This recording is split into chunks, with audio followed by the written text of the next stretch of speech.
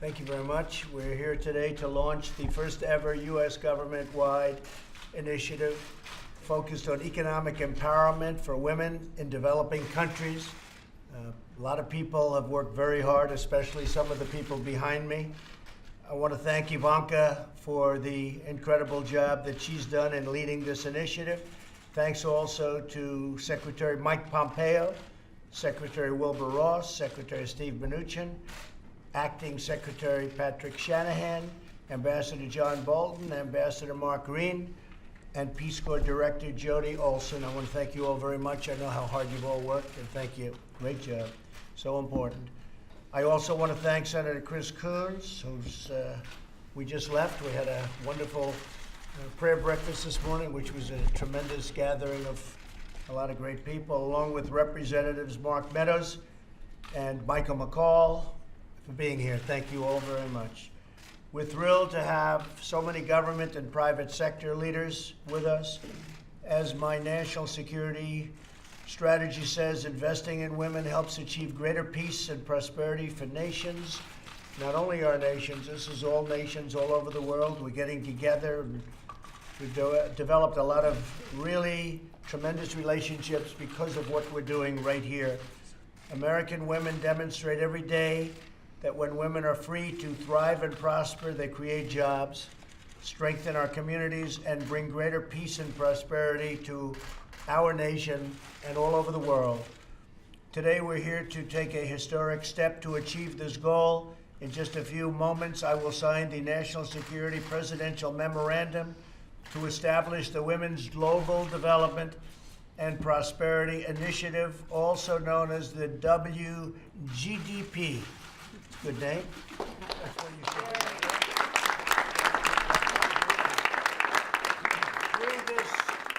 Through this initiative, our goal is to reach 50 million women and maybe more. And it looks like it is probably going to be substantially more than that, substantially more than 50 million women in the developing world, and that will be done, Ivanka, by 2025, they say. The WGDP will coordinate efforts. Is sort of interesting. GDP, I'm thinking about gross domestic product, but that's okay, because that's what you're doing. You're actually increasing gross domestic product. That's why, exactly. When you do this well. The WGDP will coordinate efforts across the federal government and work with other nations, organizations, and private sector partners to help women in developing countries fully and freely participate in their local economics. So this is a tremendous step for women. Other leaders of other countries have asked us to get involved and do it, and through the people standing behind me largely, that group has done something that a lot of people thought could not be done. I've directed the U.S. AID to allocate an initial $50 million for a new WGDP fund, which will implement our strategy of making smarter, metrics-based investments that catalyze private sector dollars. This initiative will be prioritized in the upcoming future and in upcoming future budgets. Our goal is to empower women to help their home countries become self-reliant and to allow a lot of families, millions of families throughout the world, to become self-reliant, and also in the United States, very importantly. Today we are honored to welcome women from many different countries, and I'm going to have them say a few words, who are already benefiting from U.S. government programs and who are achieving in their own countries and elsewhere some really incredible things, some amazing stories. I'd like to ask Ivanka to say a few words, introduce a few of the folks. And Ivanka, if you'd start off, maybe you could start right now, and then we'll do a signing when we're all finished. Okay? Yeah, absolutely. Good. Well, thank you for your tremendous leadership on this effort, and I want to thank everyone who's in this room for their contribution over the past year through the interagency process. As the President said, this is the first U.S. government, all of government, approach to empowering women in the developing world, and we're incredibly excited. We will hit 50 million women by 2025 through one of three pillars. The first is women prospering in the workforce, so helping with vocational educations that will enable them to secure jobs. giving them access to technology which will enhance the productivity of the work that they're already doing. The second is helping women entrepreneurs gain access to finance and capital that enable them to scale and grow their businesses. This will create a multiplier effect, lifting up communities. And the third is the enabling environments and creating the conditions for women to thrive. We know that there is a very strong correlation between women's empowerment and peace. That's been well established, and thank you, Acting Secretary Shanahan, for your great work through this process to get us to today's PM. We also know that women, as 50% of the population, are absolutely critical to each country's prosperity, and we want to further incentivize and fuel that, but make sure to have it be metric-driven and outcome-based. So we have rigorous metrics. Our goal is to transform all the recipient countries from receivers of foreign aid and development assistance to self-reliant and ultimately trading partners with the United States. So I think some of the best examples of this are right here in this room under programs launched under this administration. So perhaps Nino from Georgia, if you could say a few words about your experience and how the U.S. government has helped support you and the effect it's had in your home community. Thank you, Ivanka, Mr. President. Ivanka, first of all, I would like to thank you for this great initiative and take the opportunity and thank the U.S. taxpayers, because they have to know that they are changing the lives of every single person all over the world for the better. I'm a grantee of Millennium Challenge Corporation, and I was the one who thought that the women in Georgia had no future. But the breaking point was when Millennium Challenge gave me the opportunity to overcome the challenge.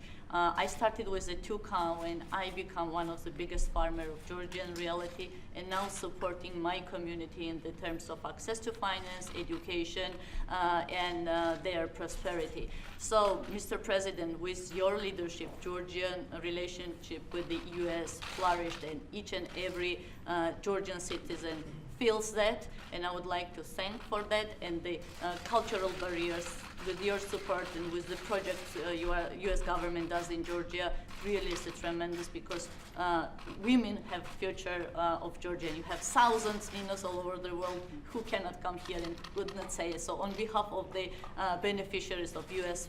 project, I would like to thank you again. Thank you very much. I appreciate it. Thank you.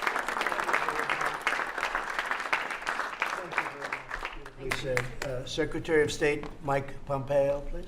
I'd just like to add, this is an important project. State Department is fully behind it. The women at the State Department are a central part of what we do, and that we will be through multiple programs. We've got scholars here from Fulbright, a long history, and this will be an important addition to America's efforts to empower women all across the world. We're proud to be a part of this, and we look forward to working on it in the days and weeks ahead. That's great. Thank you very much, Mike. John Bolton, please. Well, Mr. President, this national security presidential memorandum that you're about to sign is founded in your national security strategy. The ideas that Ivanka has been pursuing here are critical, we think, to some of the central pillars of that strategy. Very important for the United States to see this development around the world. It's very exciting. It really is a whole of government approach, and everybody's behind it. Thank you, John, very much. Great job. Senator, please. Thank you, Mr. President. Thank you, Ivanka. It's been great to work with you and to be here to help celebrate your signing this next step in this critical Women's Growth and Prosperity and Development Initiative. It dovetails nicely with the BUILD Act, bipartisan bill you signed into law, with the WE Act, which recognizes this as a critical strategy. In my limited experience in Africa, every extra development dollar the United States invests in women, they invest in skills, in creating jobs, in building employment, and in their children and the future. And in societies where women's entrepreneurship is strong, there is peace. So I think this is a tremendous initiative. Thank you, Mr. President. Thank you very much. I appreciate it. Mark Meadows, I see you. You're back there, Mark, and you were so instrumental. Mr. President, thank you for your leadership, and Ivanka, thank you for your role. But more importantly, thank all the people here in the room for your leadership on this issue. But it's the stories that'll be told, Mr. President, that you'll never hear in this Oval Office. The lives that will be changed, the people that will be empowered, that will be a lasting legacy of this effort today. And I want to thank you. Thank you, Mark, very much. And Wilbur, commerce has a lot to do with what's going on right now, and this is a big part of commerce. What do you think? Well, it certainly is. If this goal is achieved, it'll add $12 trillion to the world GDP in 2025. That would be like creating another China, but without the trade deficit. And we won't have that for too long. Would anybody like to say anything? Michael, anybody? Anybody, please. I just want to thank Ivanka for her tremendous leadership on this issue. And the WE Act was incredible to pass that. As a father of 4 girls, women rule my house. And this will impact 50 million women across the globe. It's very significant. And Ambassador Bolton and Secretary, thank you for making this a part of your national security strategy, Mr. President, because it is a national security issue. And I appreciate that. Thank you very much. Would anyone like to say anything? Acting Would you like to Secretary say? Shanahan, Yes. would you? Maybe just Go ahead. a couple quick words. Economic stability is good defense policy. The seeds of flawed ideology are born from the absence of economic security. I'm hoping, Ivanka, your initiative will put me out of business. Thank you. Thank you. Very good. Yes, please. My name is Elazande of Budala village, southern Malawi. Right? I am a founder and chairman of Budala Women's Group. I started a group in 2010 with 10 women.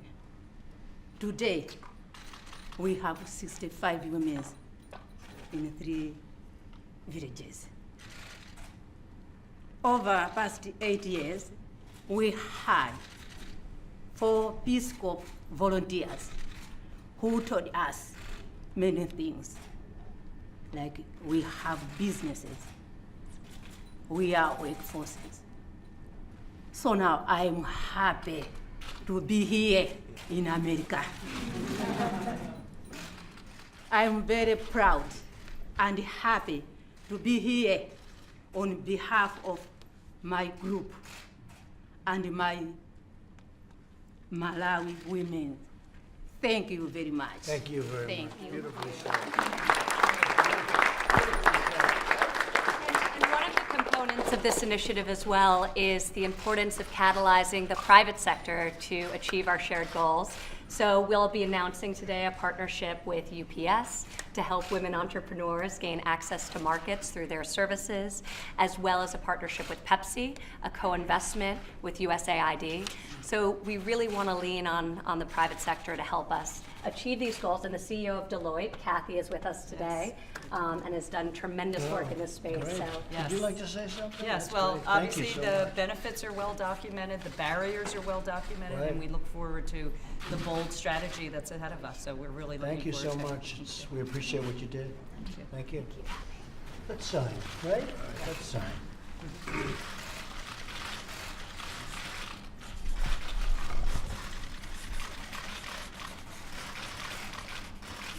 Okay. Who would like this pen? Who would like? I think I know who I'm giving it to. I'm giving it.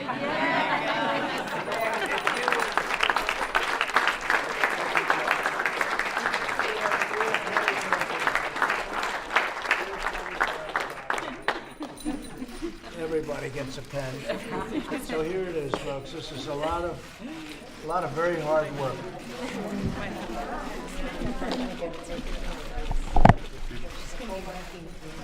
I think this is something very, very special, and very special people. Thank you all very much. Thank you very much. Thank you very much.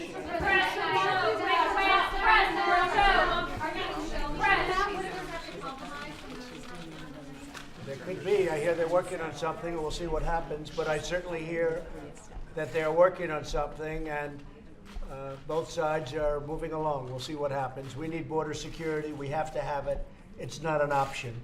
Let's see what happens. Should President Ford testify in the presidential race? All right, that he's an outstanding person. I would say if he did testify, he'd do very well. He's an outstanding person, a very, very fine man. Thank you all very much.